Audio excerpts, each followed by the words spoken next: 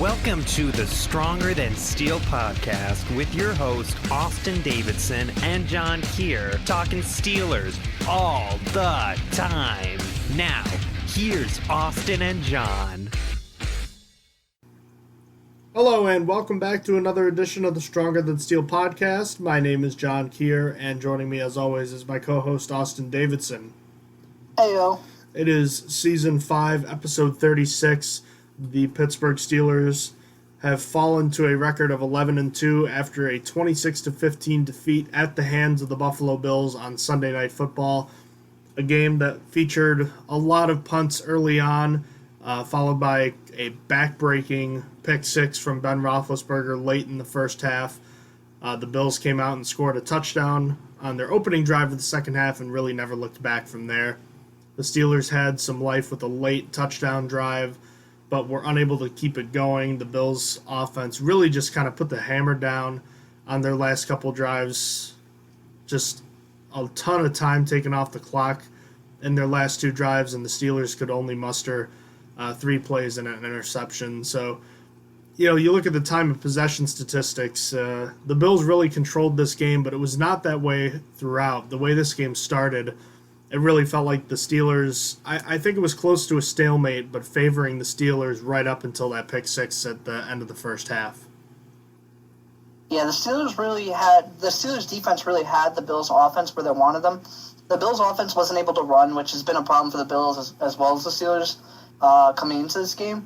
And they were just really struggling. They threw the first interception, and they had the first 2 turnovers in this game, actually. But they just really, really struggled a lot more than the Steelers. A lot of their plays were about the same length, and obviously the Steelers were able to score first, but they weren't able to really move until the second half. Yeah, so a lot of what we saw, at least from the Steelers' offense, was more ineptitude and just lack of any sort of momentum or rhythm found. They went 3 and out, then they had 4 plays, a 3 and out, and then they had an 8-play drive that resulted in a punt. And it, like you were just telling me beforehand, it was a lot of punts, and there was an interception tossed in there. The Bills had both of their turnovers in the first half, which I thought one was in the second half. But yeah, the Steelers weren't able to get any points off their original turnover that they forced, but they were able to get a turnover deep in Buffalo territory after a fumble by Dawson Knox was recovered by Mike Hilton. You felt like after that, a nice touchdown throw from Ben Roethlisberger to James Washington, his 5th of the season, that the Steelers were going to be in good shape. The Bills rallied to get a field goal, but that key moment late in the first half is kind of where I want to start things because, like we said, the Steelers had controlled things. Offensively, they weren't doing a ton, but defensively, they were coming in all after Josh Allen, and Allen was not playing very well. I think he started the first half like 10 of 22, 10 of 23. There wasn't a lot going on right there until that interception, and things changed after halftime. But really, I thought the defensive game plan was really sound to start, and the execution was excellent, especially by Cam Hayward, who I thought played his best game of the year, at least in the first half. Yeah, he was absolutely destroying the offensive linemen. I thought overall the whole defensive line was actually playing really well. In general, I think Watt probably had the toughest time of everyone. I was very, very happy with how Highsmith performed. I know he didn't hit the stat sheet, so I know people are like, well, what did he do? But, he was causing pressure, every play. He was destroying their left tackle in the game. Watt probably had the toughest time. I felt like Watt wasn't really getting much pressure, but I will say for Watt, I felt like his guy was false starting every single play. He was left alone with Watt, so it's understandable. But there was a bunch of plays where even I was watching with a Bills fan. He's like, dude, he's literally false starting every play to deal with T.J. Watt. And I'm like, yeah, it'd be like that sometimes. So I will say that. But overall, like you said, Cameron Hayward was a beast in this game, probably his best game. Tyson Alualu, I thought, had a really good game. Highsmith, despite not putting up any crazy numbers on the stat sheet, I thought his pressure in this game was huge. He got a tackle for a loss on his sole tackle, so I thought overall he did really well. Cam Hayward had 9 quarterback hurries, according to PFF. Stephon Tuitt, who was blanked from the stat sheet, did have 5, which was second on the team. But overall, not a ton going on for Tuitt there in terms of statistics. But I thought, generally speaking, at least in the first half, this defensive front was in control of the game. But I guess, where do we want to focus to start? Do we want to talk about the offense or defense to lead things off right now? Let's talk about the offense. I feel like that's where most of the struggle is. Let's finish on a good note. Okay, well, there's plenty of places to start. I mean, there's the ineffective ground game, the struggles with the deep passing game, the struggles with drops. Why don't we start with the drops, since that was the first play of the game? So Yeah, we could start with the drops. So a week after threatening to bench players who continue to drop the ball, Deontay Johnson drops a pass on the first play of the game and does so again on a third down. Was it that first drive? Did he drop a pass on that first drive a second time? Let me see here. I think, it was on the same drive that he dropped 2 balls. I'm pretty sure. It was either the first or... I know it was on a third down. It was either the first or the second drive, because both of those drives ended with an incomplete pass intended for Johnson. So after 2 drops, he ended up going to the bench for the rest of the first half. And credit to him, I thought he played well in the second half when he was given his opportunities. But, you talk about drop issues. This team only had 3 in this game, but that's still really bad. I saw a statistic tweeted during this Packers-Panthers game that really just indicates how poorly the Steelers have been catching the football, and that the Packers had a drop by, I believe, Alan Lazard that gave them 24 on the season, according to ESPN, which was still 9 fewer than the most in the league, which is Pittsburgh. And something like 15 to 17 of them have come within the last 3 weeks, which is, about half of that total. It's still it's been really bad. And the main culprits, Johnson and Eric Ebron, were responsible for all 3 in this one. But just starting the game that way, it's clear that Johnson's having issues right now. And even though he did bounce back in a strong way, I thought, relatively speaking, at the end of the game, this is not what you needed to do, because nothing is working for this offense early on in games. No. The drops definitely do not help. I'm pretty sure we already touched upon this in the last podcast. It seems like a recurring idea, but if you have to throw this many times in the games, the run game isn't working. So I am not opposed to having to throw this many times in the games, but you have to catch the ball if you're going to throw this many times. Otherwise, you're not going to be able to do anything, and that's why the Steelers, minus the drops, definitely could have been in this game still. It's a lot of the drops that are the problem. I know there weren't as many in this game, but when you're throwing as many times as you were in this game, you got to come up with that. And Johnson was benched because of it. I do like how he bounced back in the second half. They only benched him for a half, and he came back, and I'm pretty sure he caught all the rest of the balls that came his way. But he needs to get it together early on in the game. He's a starter at the moment, and the team hasn't really been able to take him off the field other than that half. A lot of the playing time has been lost with Chase Claypool coming off the field, and since he's a starter, he's got to be out there and be better. Like, he's paid to catch, and even Bills players were joking around and trolling after the game, like, we're teaching them how to catch, because they know this is a problem. They know the Steelers lead the league in drops. It's bad. It's really, really bad when Isaiah McKenzie, a guy who's known for fumbling, is making fun of you for catching, like, because you can't catch. Like, that's bad. You know you're doing bad.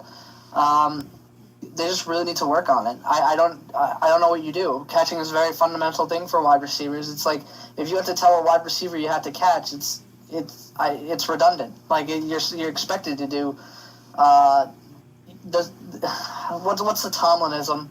It's not the standard, it's the standard. I'm looking for the other one. I don't know if you know what I'm talking about. It's like, routine plays.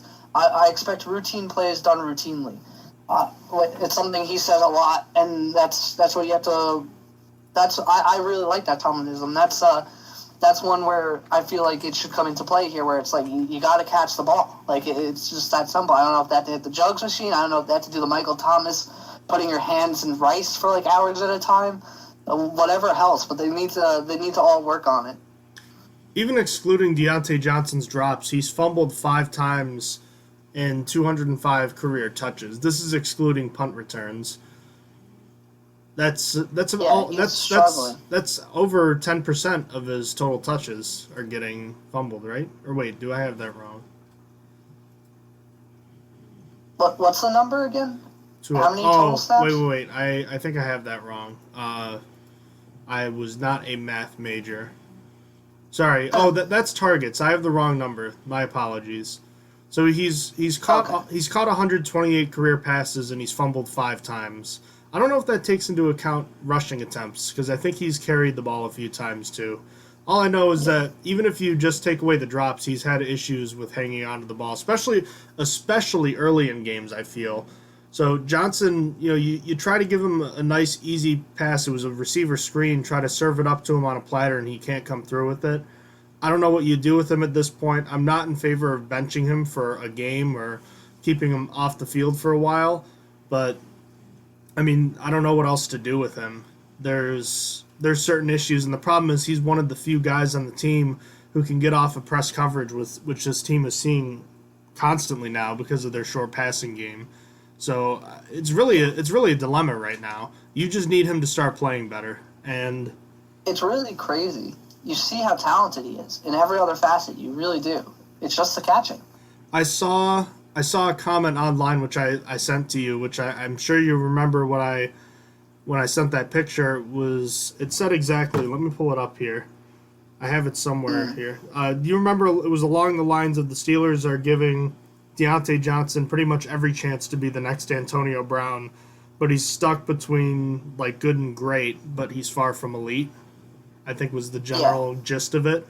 And that just seems to be the perfect encapsulation of what he's done so far. You see the electric plays that he can make. You can see the game-breaking speed, the ability to make people miss in the open field, and then you have these head-scratching plays. He makes the hard plays look easy and the easy plays look hard. Yeah. It's wild. It really is. He has probably the best route running on the team at the moment, which it's nuts. And then he's really shifty and elusive. I don't know if he's the most elusive on the team, but he's definitely up there. And you see how good he is with the ball in his hand. The problem is he's not keeping the ball in his hand. He's not getting it in his hands. Which receiver on this roster is most likely to get a second contract? So I'm still sticking with the original one because I don't know if we talked about this on the podcast, but we definitely talked about this before, and I'm sticking with James Washington. James Washington, I think, is going to be a cheap option that stays with the team for a very long time. I don't think he's ever going to get, like, the huge contract from other teams. Maybe I could be wrong. Wide receivers are a dime a dozen, and, I mean, at Steelers wide receivers, I feel like always usually find a payday eventually, and Steelers don't like paying their wide receivers, but I feel like he makes the most sense to stick with the team. Chase Claypool, it's too early to tell. Deontay Johnson at the moment is a kind of a question mark. I feel like I don't know what to do with him. Ray McLeod, I feel like Ray McLeod could get a second contract.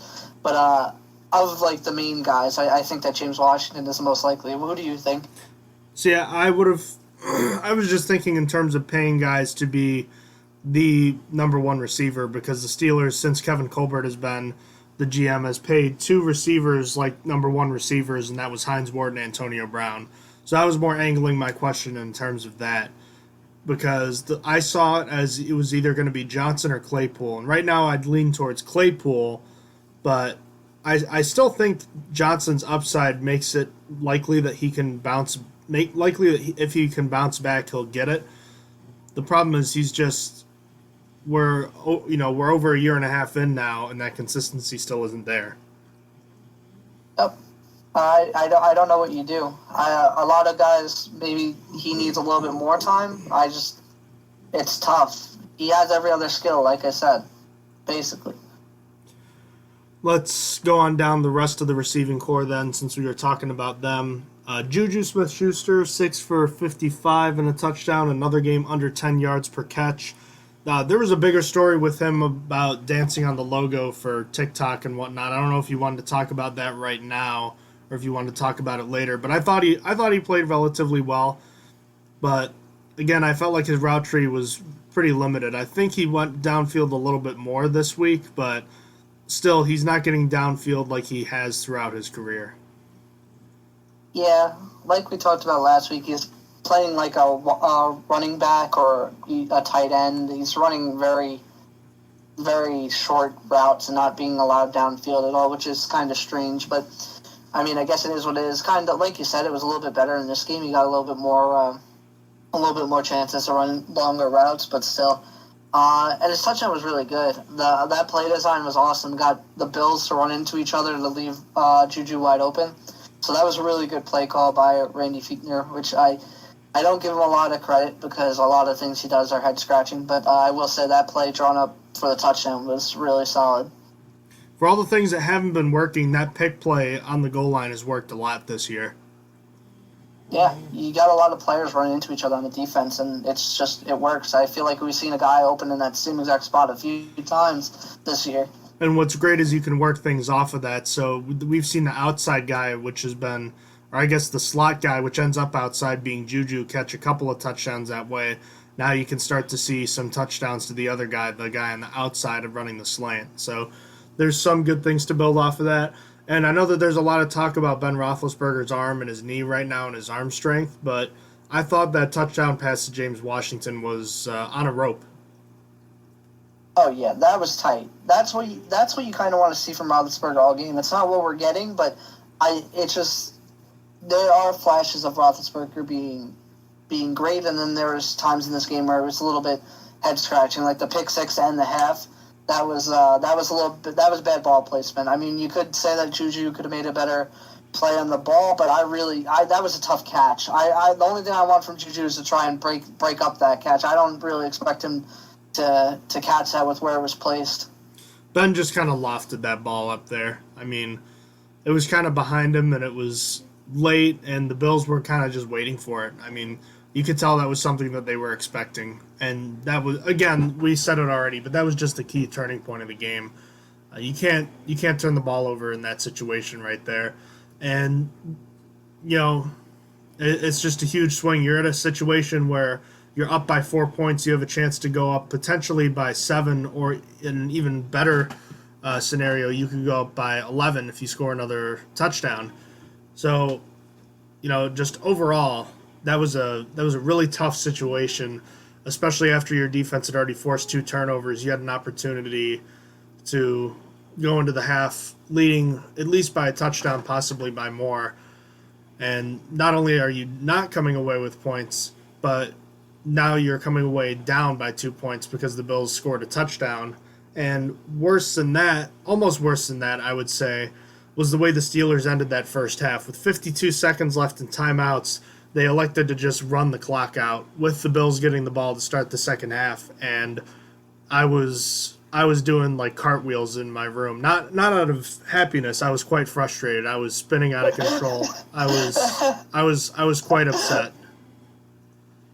That's quite the picture. Just doing angry cartwheels. But yeah, no, the ending to that half was awful. When you have 2 timeouts, 52 seconds, the Bills get the ball at half, and you're down by 2. You're basically giving the Bills a chance to run away with this game, and that's exactly what happened. The Bills came out of the half and got a touchdown immediately, and then they made it look really easy. I guess the team was betting on their defense remaining great throughout the rest of the game, which I think that they did play well. It's just in the second half, they couldn't hold anymore. It was too much. The Bills made a lot of halftime adjustments, and the Steelers did not. And on either side of the ball, I mean, on defense, you didn't have to make any adjustments until you saw what the Bills came out in the second half, and then they started targeting Diggs. But regardless, it's just the ending of the half. I know it doesn't change the game all too much. It might change the game plan if you're only down by, I don't know, say maybe you're down 19-26 at the end of the game instead. But I really wish that they were more aggressive to end that half. 52 seconds and 2 timeouts is plenty of time to get out of bounds and get down the field and get a field goal. You have Chris Boswell still. At least try to use him. 52 seconds is enough for a touchdown. Let's be real here. 52 seconds with 2 timeouts, that's enough for a touchdown if you could get the offense to be good enough. I guess they were scared of making another mistake. But you can't live in your fears. I hate that. I hate when teams live in their fears. Yeah, and the Steelers have done that a lot this year. It feels like all they're doing is living in their fears. And they swear they don't, too. It really bothers me. that is when I talked about my favorite Tomlinism. That's my least favorite because he doesn't follow it. He says we don't live in our fears, and it's, you definitely do. You literally see something and you stop doing it. It's just a bald-faced. It's just a bald-faced lie. Yep. Yeah. Exactly. That's what bothers me about it. I like that, but it's just it doesn't work with the Steelers. I don't get it, and it goes back to that. Well, I mean, are they living in their fears by not running the ball because running the ball sucks? I mean, it's a term that can be applied to a lot of things, and you can interpret it how you like, but I don't know. I mean, I feel like this team lives in their fears. They do lately. I mean, they fear running the ball because it sucks, which is understandable, but I don't know. It's quite awful. They fear, I feel, a lot of things, like kicking a potential go-ahead field goal with Matthew Wright a couple weeks ago, yet throwing a sluggo route to Anthony McFarland on a 4th and 1. Oh, there's a lot of angst for an 11-2 team, but they've earned a lot of it. Yeah, I mean, when you drop 2 in a row after being 11-0, it looks bad, and one was to a team that's not really considered good. I still swear that Washington is not that bad of a team as their record. It's just really been a quarterback, it's a quarterback rotation. The rest of the team is actually pretty solid, but still, like you're expecting to win against Washington when Baltimore beat their wheels off. Like it's you want to be better in that regard. I know it's not how it always works in the NFL, but dropping to the Bills, I could have foreseen. The Bills are a good team. I have no problem with the Bills. The Bills just dropped 48 points on the Broncos tonight. That is true. Yeah. They're a really, really solid team. And so I don't feel bad about losing to the Bills. I feel bad about how we lost to the Bills because of stupid mistakes, but losing to the Bills is not the worst thing in the world. It just felt like nothing really changed, I guess, is what, at the end of the day, what it felt like. It felt like there were a number of issues with this team, and they weren't really fixed or addressed. I felt like they tried to run the ball a little bit more in this game, but they were not good at it. James Conner had only 18 yards on 10 carries. He's banged up again, and there's just not a whole lot of success going on with this ground game, and there's not a commitment to it because, A, it's struggling, and B, they don't believe in it. There's two reasons that you don't run the football. You either do it because you are unable to or you're unwilling to, and I think it's both. Yeah, it is a bit of both. The Steelers just aren't very good at running the ball, which is really, really strange. I feel like it's really hard to not be able to run the ball, at least a little bit. Usually you're effective in at least one regard, like you could do short running situations or maybe you'll crack off a long run in the game or a couple ones, even though you're not getting much else during the game. But Steelers just don't really do much with the run right at all. This team ran the ball effectively through the first 7 weeks of the season, which was the first 6 games, up through the Titans game, and then it just died. Now, Baltimore, you could say that's fine. Dallas was disappointing. Cincinnati was disappointing. They ran well against Jacksonville, which was fine. They ran okay against Baltimore the second time around, and then the last 2 weeks have just been terrible. This was a game I was saying going into, I really felt like the Steelers should have success running against this Buffalo Bills defensive front. Their defensive line is small, and they've been pushed around all year. And the fact that the Steelers were not able to do so and were physically manhandled at times on offense was extremely discouraging. And it kind of happened on the other side of the ball, too. And, say what you want about playing 3 games in 12 days. I understand that. But it's your job. Do better. And when you set things up like that, you better beat Cincinnati pretty handily next week, since you actually have a full amount of time to rest a little bit here. So, that's just a number of things I took away from it. But this ground game, there's nothing working with it right now. There's no holes being made for the running backs by the linemen. The running backs aren't getting to the holes. They're not finding the holes whenever they are there, and they aren't breaking tackles. I mean, it's a massive stink sandwich. Yeah, things are a lot different from the first 4 weeks. I wonder if you asked the average NFL fan if they knew what team had the most, how do I word this as a better question, What team had a 100-yard rusher through the first 4 weeks? What was the only team to have a 100-yard rusher through the first 4 weeks in the NFL season this year? I really don't think anyone would get the Steelers. The Steelers were the only team with a 100-yard rusher in the first 4 games this year, and then it fell off from there. It was really fun for a while, and then it was just over from there. I don't really know if a run game can be salvaged. It's so late. They were able to do it effectively in the beginning, like I said, but I don't know how you do to fix it. And you can't really blame much in this game for the ground game not working. Like in the second half, sure, but they were already not running effective in the first half when they had a healthy offensive line. Obviously, it's not ideal to start J.C. Hassenauer at your left guard position when he is a center by trade and not supposed to be there. Losing Matt Filer and then Kevin Dotson isn't, great, but you still hope for a little bit. What's funny is when Dotson was in there, I thought the run game got a little bit better for like a minute. It's been floated around that Dotson should try to get a starting spot to try and change things up, get a little bit more physical on the offensive line because he's known. And I felt like for a minute it did get a little bit better when they tried running, and then it was just like over because he got injured so quick, hurt his shoulder. But there's not really many excuses you can make for the first half though. They're just not very good at running. Yeah, I mean I don't know what you want to talk about with the second half offense because the offense was just barely on the field. They ran 19 plays in the second half, and 10 of them were on one drive. You can't win the game when finish this game with a 7-minute drive. Isn't that insane? That is so wild to me. No, the last two drives Buffalo had, they ran 24 plays on their last two drives.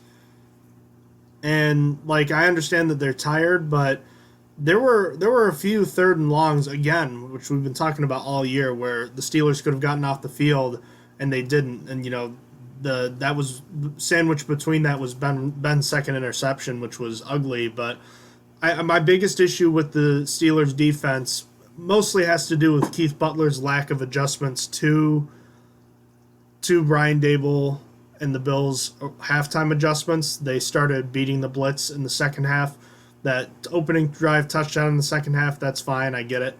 But then they allow a second straight touchdown, and all that's fine. Was it last year where we kept having instances where the Steelers' offense would finally put a touchdown drive together, and the defense would immediately give up a touchdown drive? Was that last year or 2 years ago? I can't remember. I feel like it was 2 years ago. I think you're right. Because that sounds like something the defense did 2 years ago. So, the Steelers come out with their best drive of the night, 10 plays, 81 yards, and the touchdown to Smith-Schuster. They got the 2-point conversion. They made it a one-score game, and they were on the field for almost 5 minutes. So they were able to give their defense a little bit of breathing room, but the Steelers were just unable to get any sort of defensive plays made. Until they got to the goal line, ironically enough. The DPI on Mike Hilton, the Steelers had a nice goal line stand, but honestly, at that point, it was too late. The Steelers were desperate, and obviously a horrible pick from Ben basically ended the Steelers' chances, and then that, like you mentioned, that 13-play drive to end the game, that was that was bad. I mean, the Bills started that drive with a 1st and 20. They converted a 3rd and 11, and then they basically just ran the ball down the throat, and the Steelers had just no answer. That is where I will put blame on the defense, just because they have to be able to come up with a stop there. I know they were tired, but the other point I wanted to make is that this defense has had more players playing defensive snaps than any other defense in the league, and part of that is injuries, yes. But the argument I'm trying to make is that this unit should be more fresh than they were, at least at the end. Although, if you want to throw the 3 games in 12 days, I will understand that. But it was still disappointing. And they only had 1 sack on Josh Allen after all the pressure they got in the first half. Second half was just bashing your head against the wall. Yeah, I feel like the pass rush really died in that second half. In the first half, I thought the defense did great. I mean, you think of all the players that the Steelers were missing. And I thought that they were doing well. I mean, you had two middle linebackers that are not supposed to be starting in Avery Williamson and Marcus Allen. And I thought that, honestly, Marcus Allen, I thought he held up really well. Same with Avery Williamson. I don't really have complaints. Avery Williamson led the team in tackles. I thought that he was... I thought he was very physical, too. I thought he played pretty well. I thought he did about as much as you could ask, and Marcus Allen, too, I thought he represented himself well. Yeah, I mean, Marcus Allen's not even natural to the inside linebacker position, so I thought that overall they did good. I thought that Ulysses Gilbert did decent when he was in, because they kind of rotated a little bit. That was not an ideal situation for him, coming back off IR, having not played in over a month, and barely playing any career snaps there, just to be thrust into it against the Bills is not ideal. Yeah, exactly. So given the circumstances, I think that the Steelers defense did well. I mean, you look at them; they're really banged up now. A few weeks ago, I wouldn't have said this, but they're one of the more banged up defenses in the league now. Like, they're not the worst. There's a lot worse of people getting injuries. But I mean, you lose Devin Bush, you lose Bud Dupree, now you lost Robert Spillane, and you didn't have Joe Hayden for a few weeks. You didn't have Steven Nelson for a week. Stuff like that. It adds up. I mean, when you don't have two middle linebackers in this game, well, I mean, really, when you don't have three middle linebackers in this game, you're down to your fourth and fifth stringers. I think that they held up decent. That second half was just tough, and I don't blame the middle linebackers for the second half. It was really it felt like the pass rush died. It was really, they were allowed to go. Allen was allowed to sit wherever he wanted, and Diggs was always open. So maybe things change if Hayden was able to play for this game because he was on Diggs, but I mean, it just is what it is.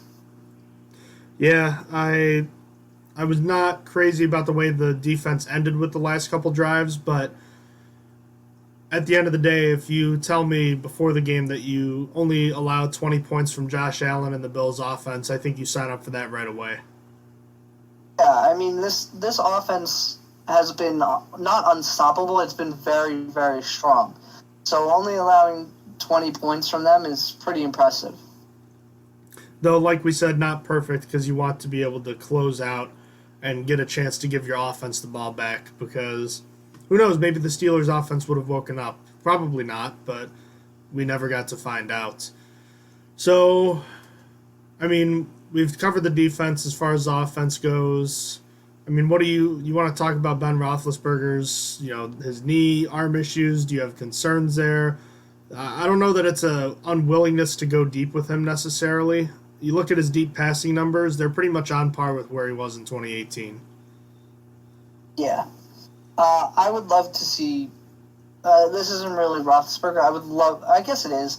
I'd really love to see more play action. We saw the play action work in this game, and people say that play action doesn't work if you don't have a strong run game, and that's false. That's just false. Yeah, we've seen this be proven false time and time again. Even if you have a really terrible run game, teams have to respect the run, and they come down when they think that a player is going to run. It's just how it works. It doesn't matter. You could have the 32nd ranked run offense in the league. The play action is going to work, and it worked pretty good in this game. A few times it was brought out. It wasn't brought out a lot, but I would just love to see more of that. I know Ben Roethlisberger hates it, and he grades poorly more on play action, but the offense needs something like that. I don't know what's exactly wrong with Roethlisberger. I don't think it's an arm thing, because like we talked about earlier, that touchdown to James Washington was threading the needle, and that was nice. That was a really good throw. I don't know what it is. That the pick to Washington was to end the game for the Steelers offense. That one was bad.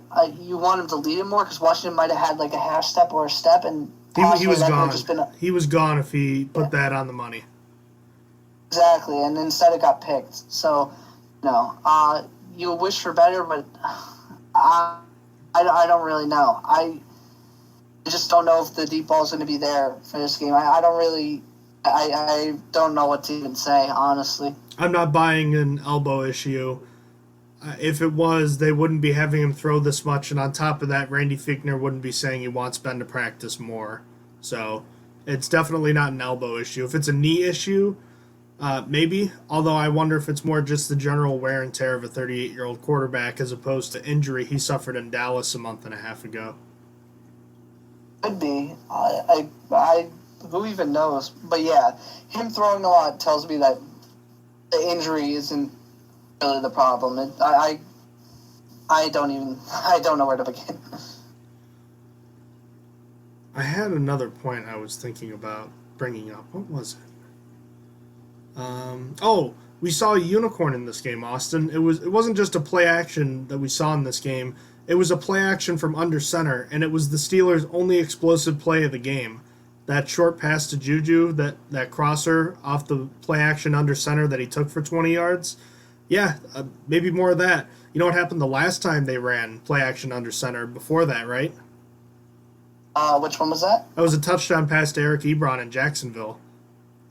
So It's almost like they should be running that more. the last two times they've run it, it's been, I believe they're 2 for 2 for 40 yards and a touchdown. So I'm not saying that'll happen every time, but more of that. Ben is one of the few quarterbacks that struggles with play action, but I think a lot of that has to do with the play action is coming from the shotgun, and it's a little bit easier to see what's going on play action from a shotgun, whereas you don't have the whole sleight of hand situation on a under center play. And I think that under center is something the Steelers need to run a little bit more.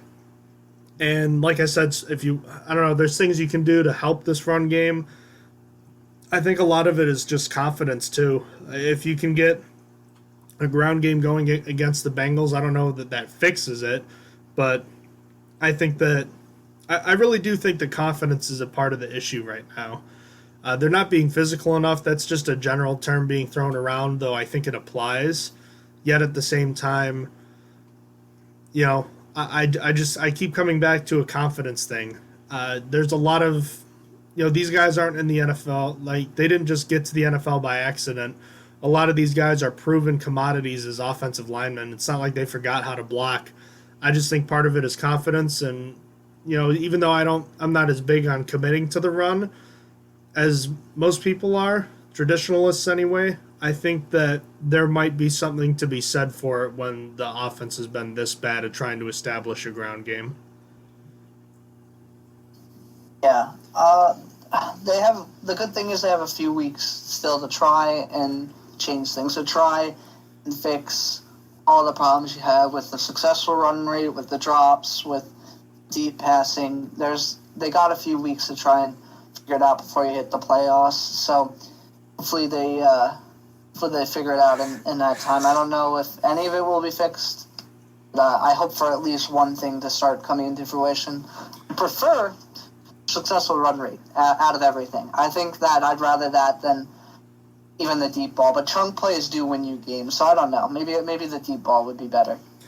Yeah, well, there's chunk plays and then there's third down conversions, which running successfully is big in short yardage, and the Steelers have been awful with that. 1 for 10 in the game in third down conversion. So I mean, I don't know, and it's like one thing will generally help the other, like being able to, not even just completing 20-yard passes, even the intermediate stuff, you complete more of those. It helps back off the safeties a little bit, which might in turn help the ground game. I just think that you come back to it, there's so many concerns right now. You're worried that you won't be able to fix all of them in 3 games, but all you can do is take it one step at a time, and they finally have a normal week of practice this week. So hopefully there's some changes that can be installed here. Is it quite possible that this is just the low point of the season and they do get some things back on track, and we're talking about a team that finishes 13-3 and has a good chance to win a playoff game or two?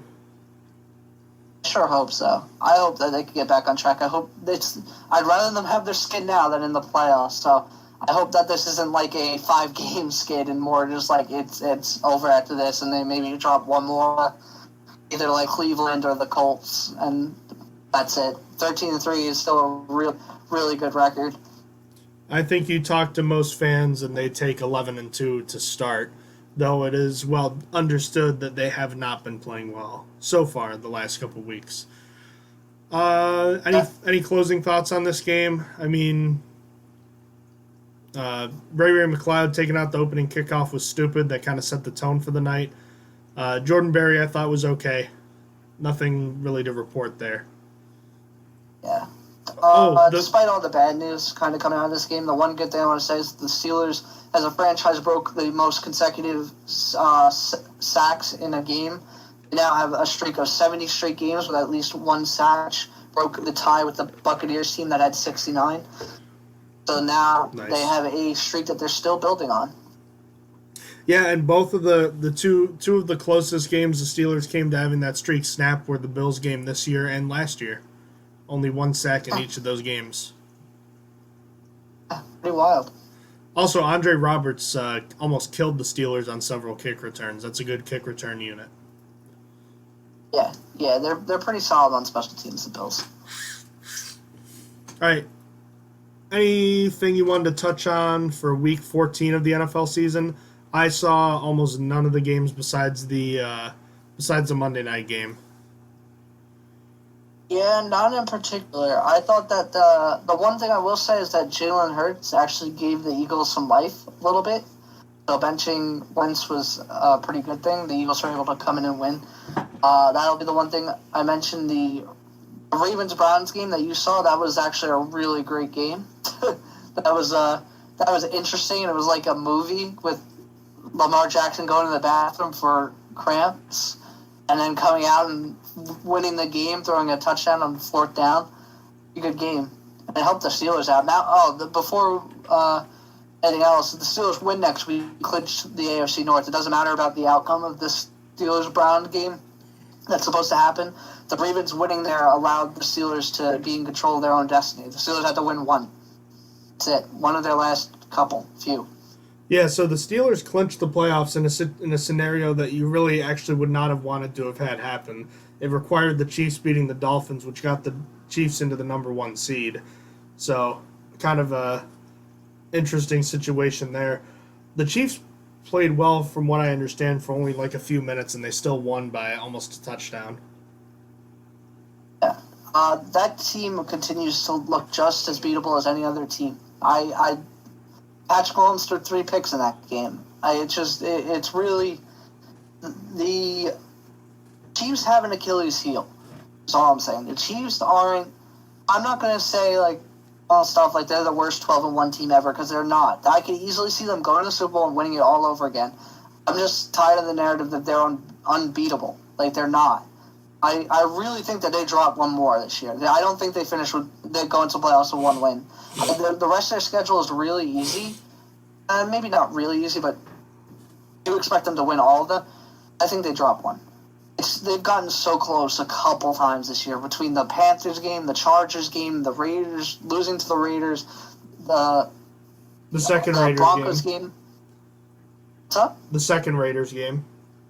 The second Raiders game and the second Broncos game. It's just like, I feel like they're going to drop one. I feel like they're going to be 12, going to have finished with 2 losses, which, hey, might open up for the Steelers to get the 1 seed back, but apparently it's in the Chiefs' hands if the Steelers could get the 1 seed back. I don't even know what the scenario would be where Steelers get the 1 seed back. I think they have to lose to another AFC team for the Steelers to get it back. The Chiefs now hold the tiebreaker because the Steelers lost to the Bills, and that's a common opponent. The only common opponent that factors in right now, because they've beaten everybody else that they've played.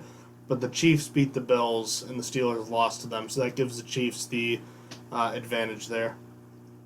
Yeah. And hey, the Chiefs only beat the Jets by 26 points. So, I mean,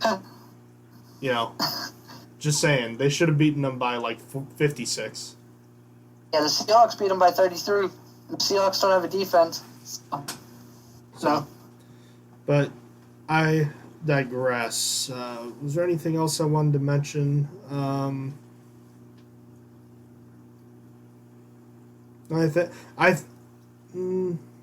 mean, that's pretty much it. I mean, that Jets game, I think that was the first time I really looked and I saw a team that was basically defeated. Like, they look like they're ready for 0-16 now. Yeah. Yeah.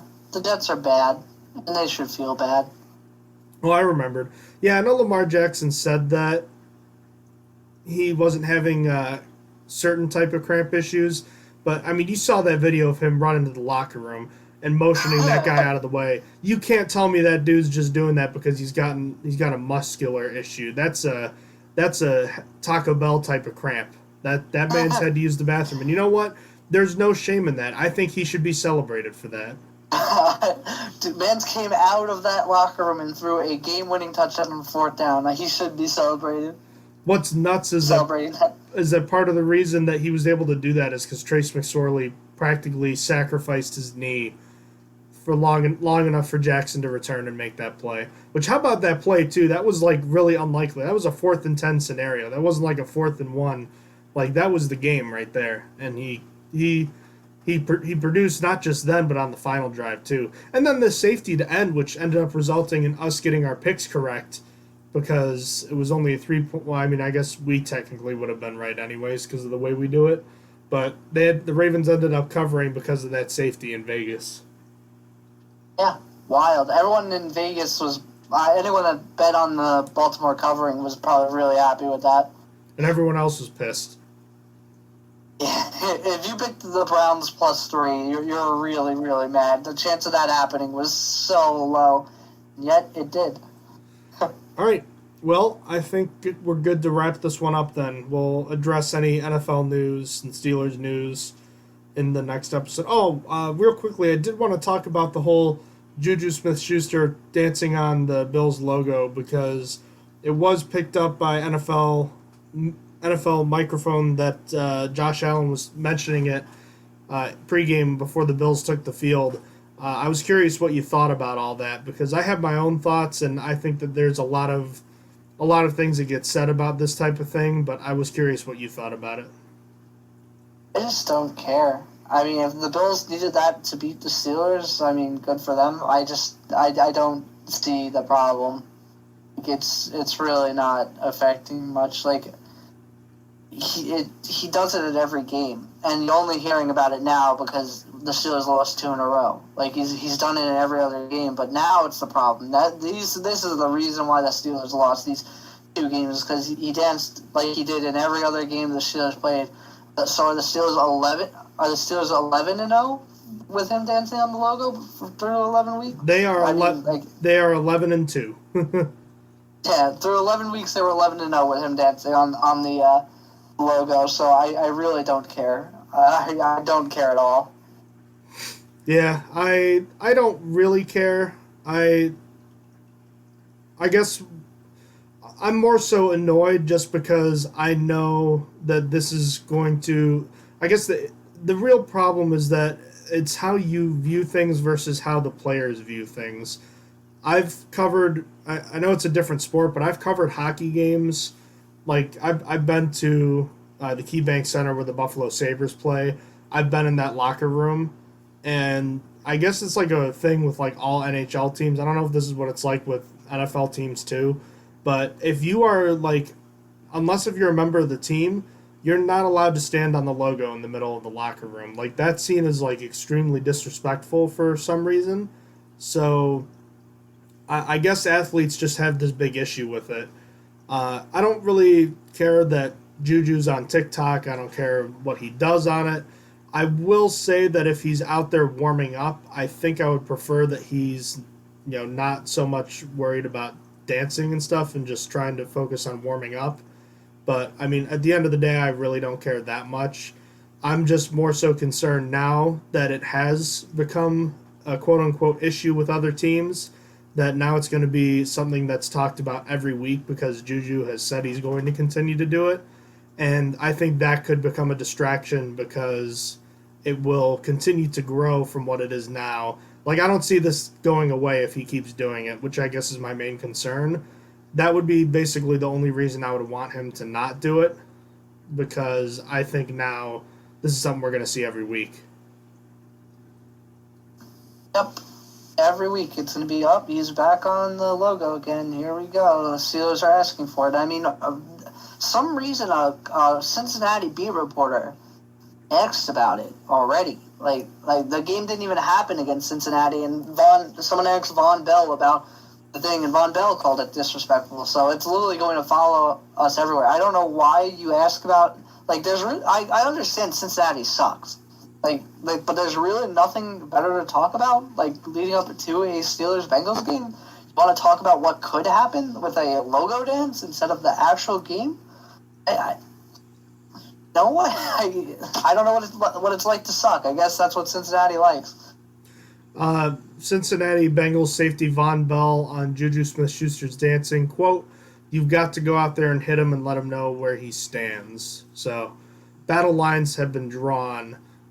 Remember, I believe Juju tried to dance on the Cowboys logo after he scored a touchdown, too, and that led to a Cowboys penalty, if I'm not mistaken. So, this is not going away. I don't know.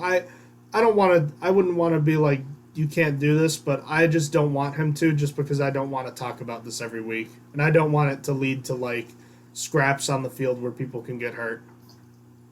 Yeah. And that's on the deal.